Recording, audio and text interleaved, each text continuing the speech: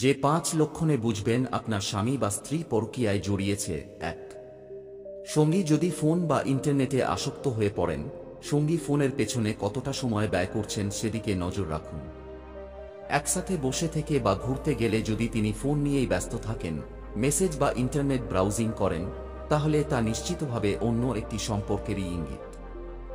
এছাড়া দিনের বেশিরভাগ সময় যদি তাকে ফোনালাপে ব্যস্ত পাওয়া যায় তাহলেও বিষয়টি লক্ষণীয়। অনেকে বলতে পারেন কাজের প্রয়োজনে মানুষ ফোন বেশি ব্যবহার করতেই পারে, কিন্তু একটি বিষয় মনে রাখবেন, কাজের প্রয়োজনে ফোনালাপ এবং কারোর সাথে প্রেমময় ফোনালাপের মধ্যে পার্থক্য রয়েছে এবং এই পার্থক্য বোঝার মতো ক্ষমতাও বিবাহিত প্রত্যেক মানুষের হওয়া উচিত। শুধুমাত্র ফোন নয়, ফেসবুক কিংবা অন্যান্য যোগাযোগের মাধ্যমের প্রতি আসক্তির মাত্রার ওপরও নজর দেবেন। 2. নতুন কোন নাম। আপনার সঙ্গীটির মুখে যদি নতুন কোন একটি নাম ঘন ঘন শুনতে পান, তবে এটাও পরকীয়ার একটা ইঙ্গিত। সঙ্গীর যে বন্ধুটির কথা আগে কখনো শোনেননি, এমন কারোর কথা ঘন ঘন শুনলে তাকে জিজ্ঞেস করুন এবং তার মুখের ভাব লক্ষ্য করুন।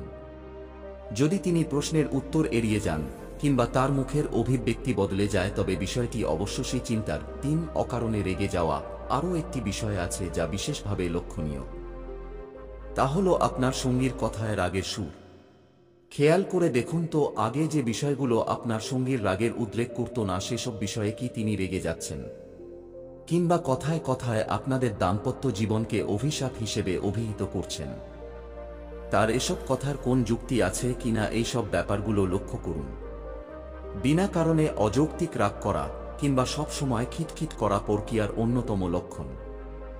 4. আপনার সাথে যৌন সম্পর্কে উদাসীনতা।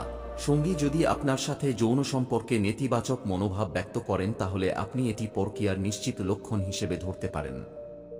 যিনি অন্যের সাথে সময় কাটিয়ে আপনার প্রতি উদাসীন, তার মুখের অভিব্যক্তি আপনাকে সব কথা বলে দেবে। আপনার সাথে সম্পর্ক স্থাপনে সঙ্গী আগ্রহী নন, অর্থাৎ তার চাহিদাটি পূরণ হচ্ছে অন্য কারোর মাধ্যমে। এছাড়াও অভ্যাসবশত যৌন সম্পর্ক করছেন কিনা স্রেফ আপনাকে খুশি করতে, সেটিও লক্ষ্য করুন। 5. আপনার প্রতিদিনের রুটিন খুঁটিয়ে জিজ্ঞেস করা। খেয়াল করে দেখুন আপনার স্বামী স্ত্রী আপনার প্রতিদিনকার রুটিন সম্পর্কে হঠাৎ অতিরিক্ত নজর দিচ্ছেন কিনা, অর্থাৎ আপনি কটায় বাড়ি ফিরবেন বা কোন কোন জায়গায় কখন যাবেন এই ধরনের প্রশ্ন করছেন কিনা। তাহলে নিশ্চিত থাকতে পারেন যে আপনার চোখ এড়িয়ে নিরাপদে সম্পর্ক চালিয়ে যেতেই তার এত জিজ্ঞাসা।